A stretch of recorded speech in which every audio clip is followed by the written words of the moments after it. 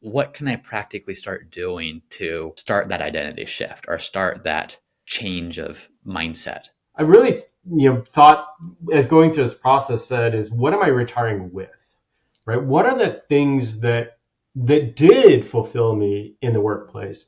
What are the things that did fulfill me with my coworkers, and saying, how did those things then, how can I fulfill those same needs, but in this different arena?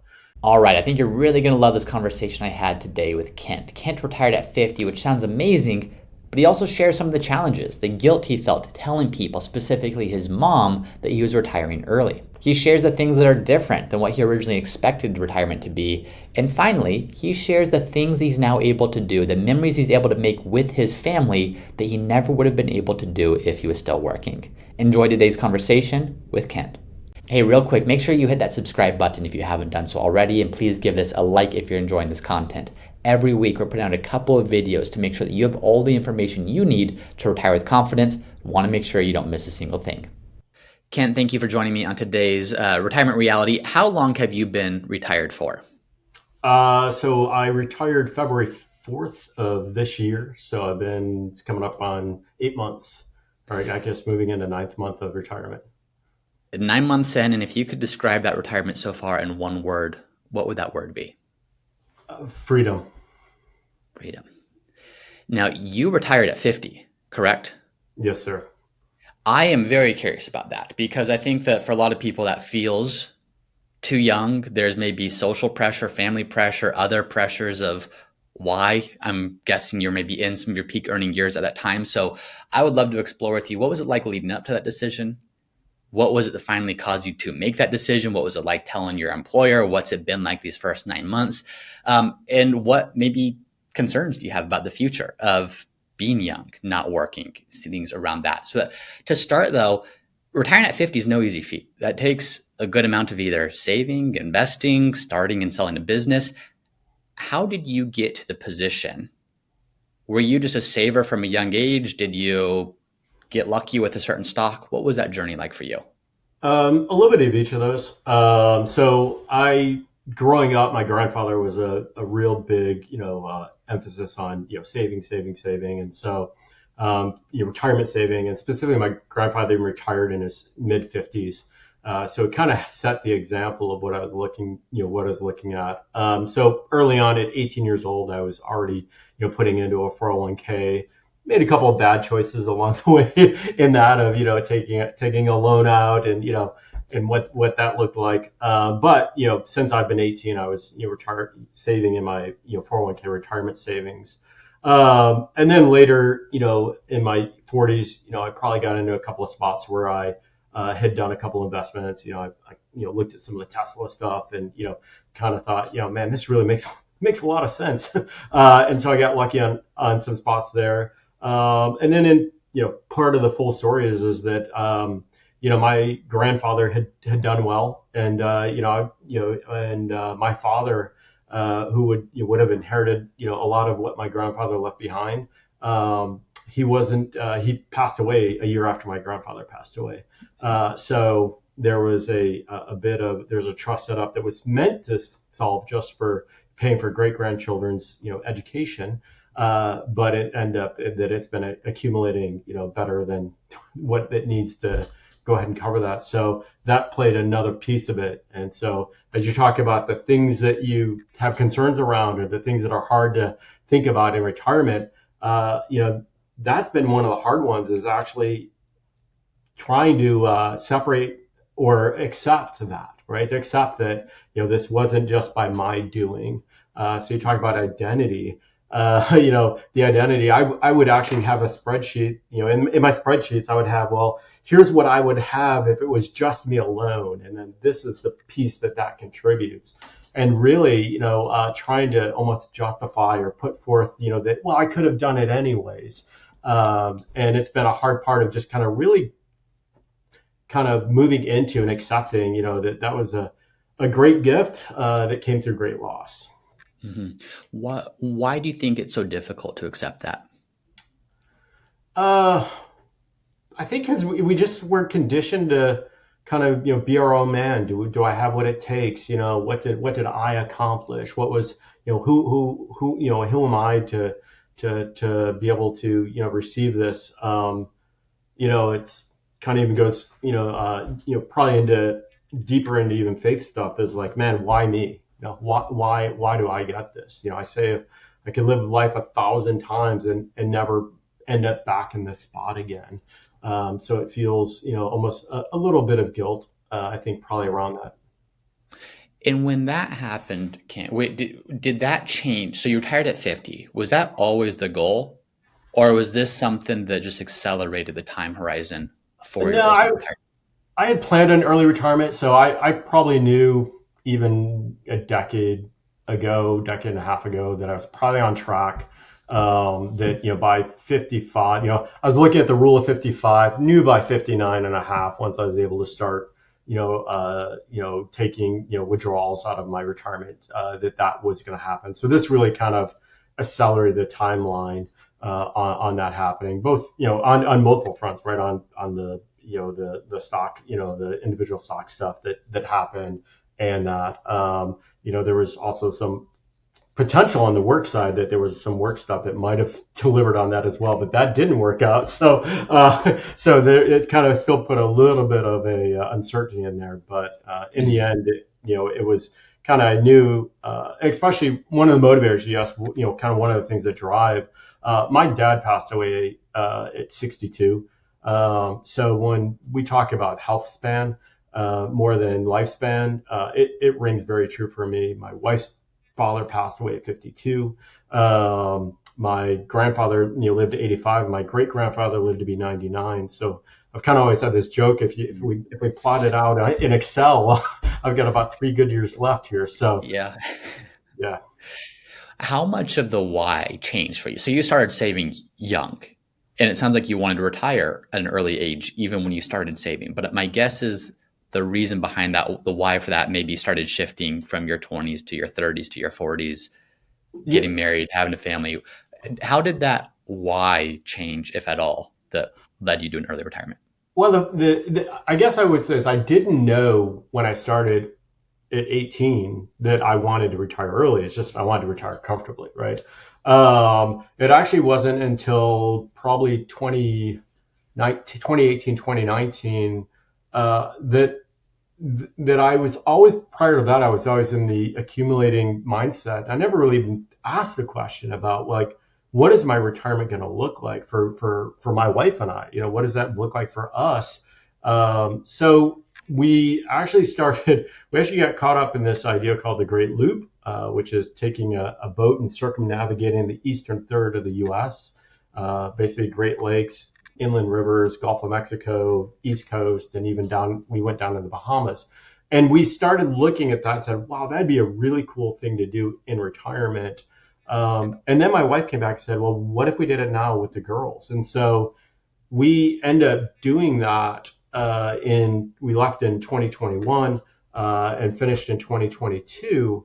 But it was in the planning of that, in the even thought process of doing that for retirement, that broke something in my brain about moving from this, hey, to save for retirement, to what does retirement look like? What would we be doing? What are the things that we want to spend our time and our money on as we move into that? So that was really the thing that really kind of made, I think, the biggest shift on that. And then going back and looking at the, that my dad had passed, I think, since my dad, he passed away in 2012. So I think ever since then it was that, and he was only retired for 2 years before he passed away. So that kind of stuck in there, and it's like started kind of making all these things make sense, that it's not a 65 plus, type of future that I was looking at, that we really needed to kind of probably bring that in sooner. What broke in your thinking? So you take this trip early, this trip that you thought would be a cool retirement thing. You do it earlier while you're still working. You do it with your girls, with your family. What was the shift that happened that made you think differently after taking that trip? Well, it was even in planning the trip. So even just the thought of it, like first thinking about for retirement, it was really as simple as like, oh my goodness, I've been so focused on accumulating that I didn't that I didn't think about the stop. I didn't think about when do we stop, when do we need to do that. And I do think that doing the trip, I when we went on that trip, I worked full time while doing it, and so my wife and I joked, or not joked, but we reflected. I probably spent about 30% of my I probably experienced about 30% of it versus the standard retiree that might do it, right? Because, if I wasn't working, and I kind of felt that I needed to prove to people at work that I wasn't slacking off. So I probably worked even a little harder, not less, while we are doing the trip. And so there's stuff I missed in that. And also I just kind of, after we finished, I realized, man, I was there, but I wasn't as present with my girls as I wanted to be. So that was probably kind of moving forward after getting back from the trip, and over the last 24 months, it started really getting into, like, my oldest daughter turned 16 in June, and just that mindset of, oh my goodness, I've got 2 years left before she's going to be out of the house. And what does it look like to have some intentional moments, much more intentional moments over the course of the next 2 years with her, that I wasn't able to do a real good job of doing work-life balance in the past. Hmm. Let's dive a little bit deeper into that. So even going back to your financial journey to get where you are, sure, maybe there's some, I don't want to say good fortune, because that good fortune came at a cost of losing a grandparent, losing a father. But there was also a very significant amount of that. You started early and you prioritize saving. It sounds like you're a planner. It sounds like you're someone that this didn't just fall in your lap out. No, this was something additional on top of work that you have been doing since the age of 18. You knew in your mind you wanted to retire early. There's maybe some pivotal moments along the way that really brought that even into sharper focus. What was it that finally prompted you to say, you know what, this isn't just a thought in my head that I want to retire early, but I'm actually going to make the decision and tell my employer? Yeah, so that's a good one. Probably two parts to it. One was, did have, some headwinds on, some on the financial front. I've kind of made it to some numbers where I'm like, oh yeah, that's like, it's now comfortable that I can move, we can move forward and not feel that it's a giant leap. So probably numbers that I got comfortable with on the first part. And probably, honestly, I was at a job. We had we went through a bunch of layoffs, in 2023, and then got acquired in 2024.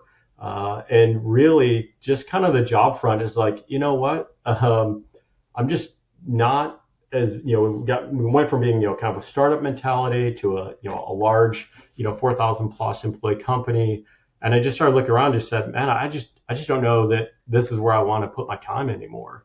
Mm-hmm. And so that, and there was, probably even some kind of leadership, vacuum of leadership and things. It was like, you know what, this kind of, it made me take a step back and say, whoa, wait a second.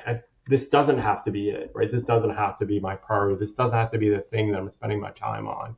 And then combine that with, like, and I could be doing these things with my girls, doing things with my wife, being present, more. That was really kind of the thing that, those two things, were what probably was hit the tripwire to move into retirement. Yeah, the three big ones of financially, of course. You need to be financially prepared to do this, especially if you're going to retire at 50. And so feeling like you're in a good spot there. Internally, feeling like I've only got I don't say few good years left, but few years where the girls are still at home and I can see Yeah. them all the time. And then externally, of course, the job feels a little different. Maybe it's not what I want to spend my days doing. Despite all that, walk me through, was it difficult to take a step back and say, man, I'm 50 years old and I'm about to go retire? Was there any feelings of, what's my boss going to think? What are my coworkers going to think? What are my friends and family going to think of me retiring at 50? Absolutely. I dreaded it. And again, it goes back to that whole feeling almost not worthy of it, right? Not being, I still say that I still feel like there's days where I feel like I'm an 18-year-old or a 22-year-old, caught in this surreal moment where it's almost, we talk about imposter syndrome in the workplace. It almost feels like imposter syndrome in the retirement workplace, right? That it was, it's like oof. And because of the conditions that kind of afforded it, it also made it, kind of a little bit weirder to explain. And I honestly went into it thinking that everyone was going to be bitter and resentful or like envious, jealous, so whether it was at work, at church, with friends, even my mom, I was afraid to tell my mom because it just didn't feel right because she worked till she was in her 60s. And so, yeah, putting together the letter to, kind of engage with my boss on, was uncomfortable. And it was like, okay, let's see what happens. And then that was the first instance of like, man, sorry to hear that you won't be with us, but so happy for you and the decision and the opportunity that you have. Mm. And that's probably the biggest thing that shocked me the most is I had so many apprehensions about telling people, because of just feeling like it was gonna, like it was almost, it felt like going into this, that this was something, again, if I felt I didn't deserve it, then it felt like it was almost boastful or kind of like, hey, look at me, or, look what I had the grace of receiving that you don't get. Like, especially with people at church, it's like, God is good. Well, he's even gooder to me, right? Like, Mm-hmm. that was a hard one to kind of start. But man, every interaction was, man, that's so awesome. I can count on, one hand the number of people, and probably on just a few fingers the number of people that even in the statement of saying like, man, I'm envious of you or I'm jealous of you, everyone else has just been like, man, that's awesome. So whether it was my boss or even the engineers on my team, they were all just like, man, that's so awesome. Glad you're able to have this opportunity, especially in regards to being able to spend the time with the girls over the next couple of years. Mm. Thank you for sharing that, Kent. What I think one of the things that surprises people is the difficulty when you actually start thinking about retirement, the actual, I got to tell my boss. I don't think people think about that being one of the almost like roadblocks to getting to the other side, and the dread of that, or the, oh, what are they going to think? Are they going to be mad at me? Am I letting the team down? Do I not deserve this? I'm really curious though about that conversation with your mom. I know a lot of people where there's a sense of, my parents raised me. My parents worked so I could have the life I have. My parents worked until they were 65 or 70 or whatever it is. And to feel like we're stepping away sooner almost feels like this, the guilt of, am I standing on the shoulders of giants, so to speak, and taking this easier path because of whether that's accurate or not, I think that's a feeling that people have. Walk us through what was your feeling going into that conversation? How did the conversation happen? And what was your mom's reaction? Yeah. So I avoided telling her for a while. I mean, it was probably a couple months into retirement before I actually, she called one day and she always like, well, I don't want to bother you at work. Every time she calls, it's like the first words out of her mouth, and while you're working, and I meant to just leave a voicemail. And I said, well, Mom, I answered the phone, but just so you know, you're not bothering me at work anymore because I've retired, right? So really, just trying to give her the freedom to call me was it, and she was happy for me. She was, she was excited to hear, and again, the kind of the opportunities that it unlocks. She was very excited about what that looked like. Yeah, I process after the fact of just saying, it's like, gosh, how would I feel about my kids, my girls going through that situation? Of course you'd be excited for them, regardless of what your circumstances are, right? Why would you? But yeah, but it was, but she didn't have those opportunities in her life. And so it kind of felt like, again, it was probably the piece of just wanting to do it with humility, that it didn't seem as putting something in someone else's face that says, look what I've got, but really just trying to say is, like, you helped raise me, man. This is partially your victory, Mom, Mm-hmm. that I'm able to get here. Yeah, very cool. So we've talked so far about the kind of the build up to retirement, the decision to retire. How did that go? How did the conversations go? I'm curious how the first 8, 9 months have been. You retired so you could have more time with your girls. I know you said I think you said your wife's homeschooling them right now, so you want more time. They're not going to be in the house forever. Has the reality of retirement so far matched your expectation of what it would be? Um, Mostly. So I was listening right after I had retired. I still listening to the podcast, still listening to things, and one guy got on and said, "Well, I took a sabbatical. I don't know if I retired or not, but I took a sabbatical." And he says, and so I could spend more time with my family. And of the 5 lessons I learned of things that went wrong, is he said, I didn't realize my family didn't want to spend more time with me. It's like, oh, and he said, but what they really want is, you know, moments, right? They want to have, meaningful, experiences together, and it has truly unlocked that, and I would say is again, the going back to that word freedom is, man, having a schedule freedom, a schedule that frees you up to be able to make decisions in ways that you wouldn't when you have, a set block of PTO, right? That in itself has unlocked a lot of opportunities. So we did a 5 day family marine science camp down in the Gulf of Mexico, which again, if I went back to working, it's like it would have been really hard to say, oh, I'm going to take 5 of my 20 days of vacation to go do this thing together. And so I probably would have sent my wife with the girls to do it and wouldn't have joined them.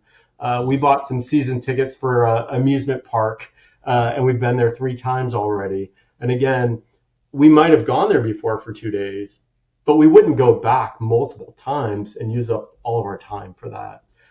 We were able to just do a 16-day road trip up to the Northeast, and again, something that never would have been done had I still been working. So it's really unlocked a lot of opportunities. Even not with the girls, I said it's one of the probably the things that shows just the freedom that comes is we had a couple, an elderly couple that was moving to be near their daughters in North Carolina, and they got a preliminary house inspection report, and they're like, wow, oh my gosh, we got this list of like 40 things, and I'm like, hey, I can come over. And so I ended up spending 4 days over there doing stuff, and there's no way I would have taken the PTO to go do that, Mm-hmm. because I would have been feeling like I was robbing from my family by using that time for that. So it just really has opened up the opportunity to just kind of be present and be available, and not having to think about like, what's my time worth? Is this really a good trade-off? You can be a lot freer with your time once you stop putting it in stop having those same constraints around it. Yeah. Yeah. What are there things on that note? Are there things that you always have wanted to do, but just you haven't had the time? And when you did have the time, when you were using PTO, obviously that goes right to family stuff. Are there things, like simple things, that you're now able to do and you find yourself doing far more frequently that you maybe even didn't anticipate before retirement? So the one I probably wasn't expecting is I've joined the old man club, so I've started playing pickleball. And I've done that with a group of guys. We probably got 8 or 10 guys that you randomly, different guys will show up on different weeks, but we've been doing that, and that's been a great source of connecting, and I was just telling everybody the other day, it's like that's become my workplace relationships, is kind of doing that with them. I still kind of think of it as we're phases of retirement, because the girls are still working right now, because my wife or the girls are still in school right now, and my wife's working with them. It kind of creates this a little bit of a weird balance of is most of what I'm doing right now is kind of working around the house, getting the backlog of tasks completed and projects. So probably not as much of the unlocking of like doing woodworking or doing this or that or the other, Hmm. and then eventually we kind of see that as the plan until the girls are gone, and then once they're gone, I'll probably we are gonna do more traveling by boat. I think is kind of what our dream is. when we get to Yeah. really retire. Yeah, yeah, yeah. The time and financial freedom to do that. Um, what's been hard? Hard whether it's I lost structure from work. I lost purpose. I My impression was I was going to spend all the time in the world with my girls, and my girls' impression, my wife's impression was no, we're still doing school, and we can't. Was what's been the hardest part, if anything, in these first several months?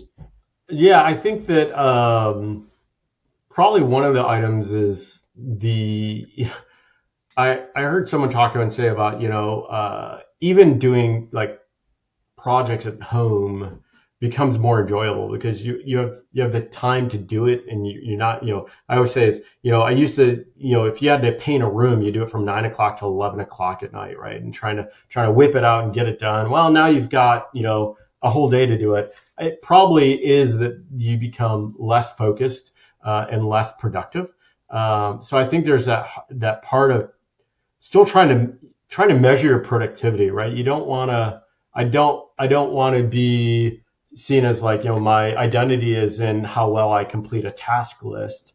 But also you don't want to get so sluggard that you're like, hey, it doesn't matter if I do anything. So I think just trying to find that healthy balance in that, and the motivation on, kind of like, having a sense of urgency on some things to get done is probably one of them. Yeah. I would say it's been, again, it's I probably idealized a little bit what the extra time would look like with being present with my girls.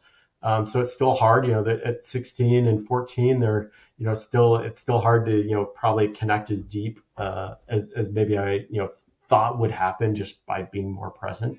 So Hmm. that's probably been probably the ideal has, kind of come back to, on the curve of normalization on that one. Did you have specific thoughts, Kent, on, okay, I'm retired. I have specific things I think I'm going to do with my girls, or is it more just, I'm retired? Of course, that will be filled with something, although I don't know what specific Yeah, things or probably activities that might probably was more of the, more of the open ended, right? One of the things that was kind of on the plan is, is picking up as being a kind of helping out on the homeschool co-op, be. Hmm. and so I'm teaching a physics class for my daughter and some of the other kids in the co-op. Which I've never taken physics before, so so it's We're all been learning. an interesting one. But that's, so that's one of those kind of things that was on the plan of doing. But there haven't been as many, or it's been harder to, when I look at my schedule and openness, I look at theirs, it's like, oh, well, they're actually at school, or they're, doing dance, or they're doing, youth group. And it's like, oh, but things like being present at youth group, I, attend their youth group. I, go to the co-op. So just kind of being, I kind of say is that it's nice just to able to even be in the room, with them at times. Um, so yeah, and then the travel stuff, I've been, kind of trying to, kind of lead on that of being intentional about how do we get out and kind of have these meaningful experiences together. Yeah. Is there any part of you that fears, these next 2 to 5 years you are home with your girls, there's time together, there's presence, they're out of the house in a few years. Does the fear ever cross your mind of, oh, will I get to the point where I feel bored, or like I need more structure, or like I do want to go back to work, or is that not something that you feel that you need to worry about? I don't think so. Yeah, again, it kind of goes back to our strategy of like, we've got this short term, which is, hanging with the girls, seeing them, kind of launching them, and then after that, depends if you talk to me or talk to my wife. I have a, like a 10-year plan of how we're going to live on a boat and go to many places, and she says she's given me 3 years of before she reevaluates and says, "Is this really what we're going to do?"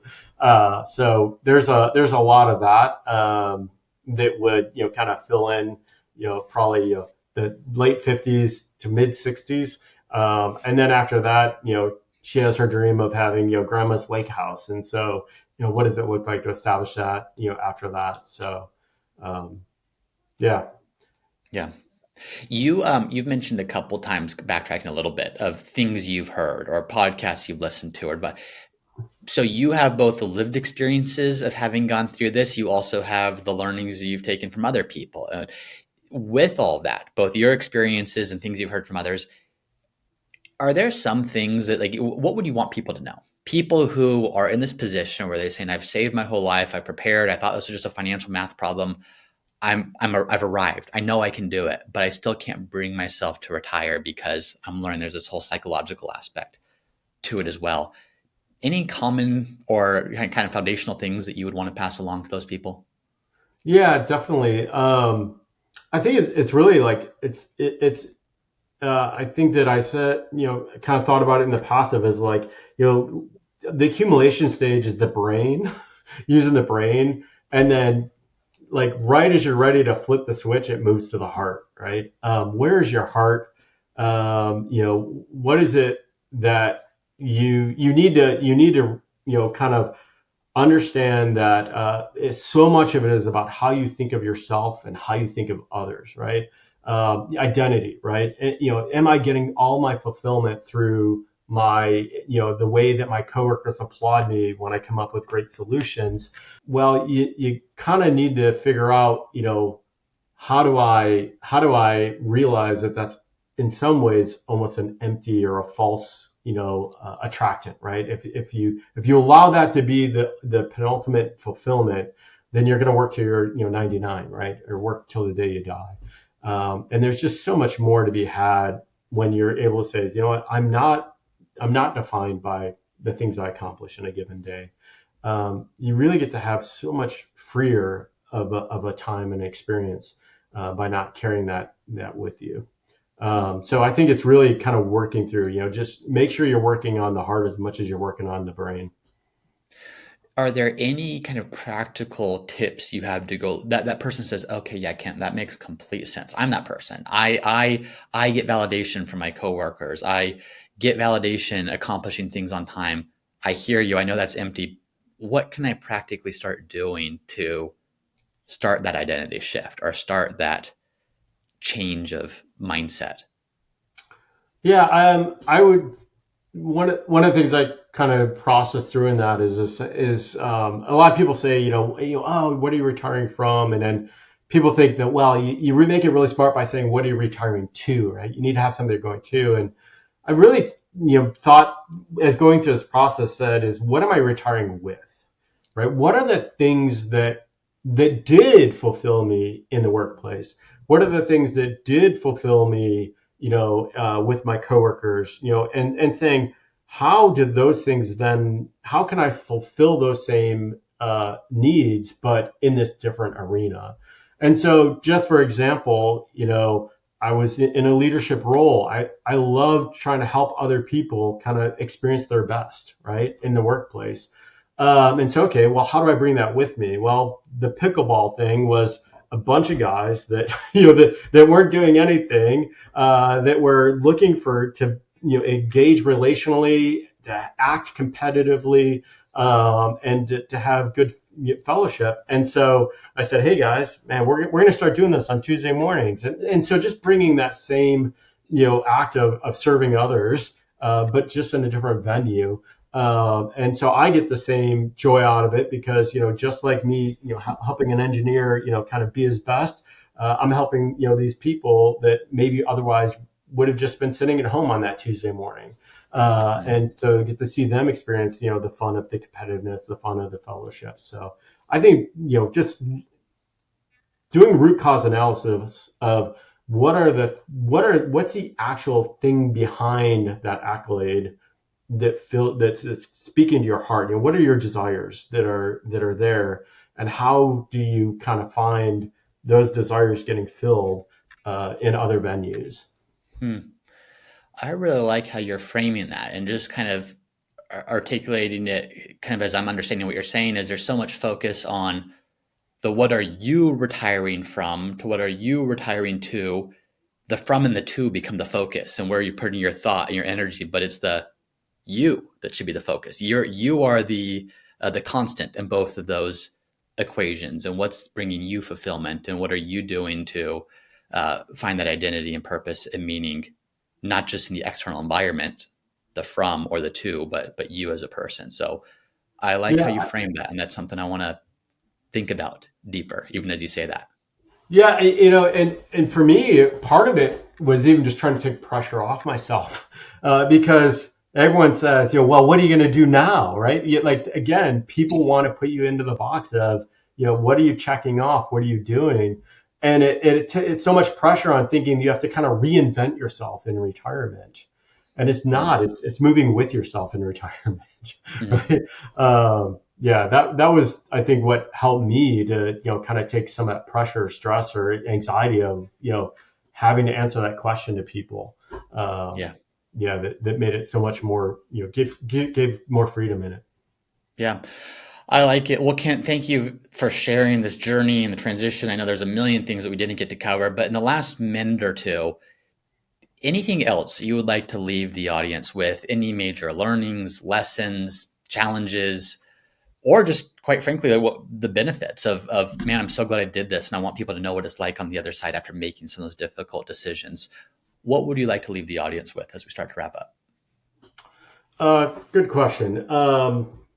Yeah, I think that it's just the, for me, it just feels like such a, an anti-pattern of like that we so many people just go through the roteness of like, hey, I'm gonna have this job, and hey, I'm getting fulfilled by, and hey, continue to accumulate more, and even for us, we had to make a decision. I tell people, it says, I could have worked till 65, and I could have lived a 5-star lifestyle, and we had to make a decision saying, is that really what we want? And really with the emphasis of health span, of not knowing how many days we're going to have of having good health, of saying like, what, a 2.5-star, 3-star lifestyle is enough for us.